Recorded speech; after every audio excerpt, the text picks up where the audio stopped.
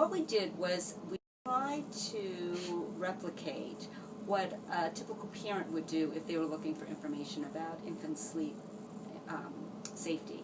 And so what we did was we actually went on Google and we picked some phrases that we thought that people might use, like infant sleep position, and we put that into the Google search bar and then looked at the websites that came up.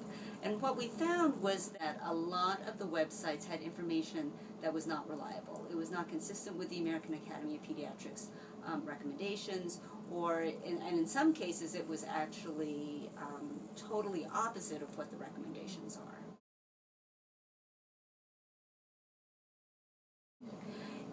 This study was very consistent with what we found in our study with magazines. A lot of information that's out there on the internet or in magazines and books and things like that does not reflect the recommendations of the American Academy of Pediatrics.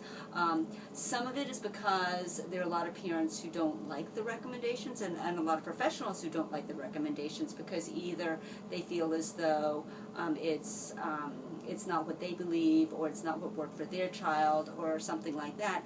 And so some of the things that we found were blogs and other kinds of websites where people were chatting about what they had done and what they believed was best for their baby and offering their own opinions. But some of them were also sources that I think that a lot of parents might think are credible sources, and they weren't providing information that was consistent with the AAP recommendations. I think that for parents, you need to understand that not everything on the internet is gospel. You have to check websites for who wrote them, when it was updated, and decide if this is what you think is a reliable source. There are sources that I like to use and that I like to recommend to parents, such as the American Academy of Pediatrics website, and some of the websites from the government, like the Back to Sleep website that the NIH has.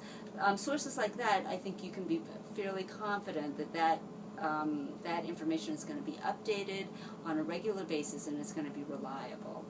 But you do need to check what your sources are before you act upon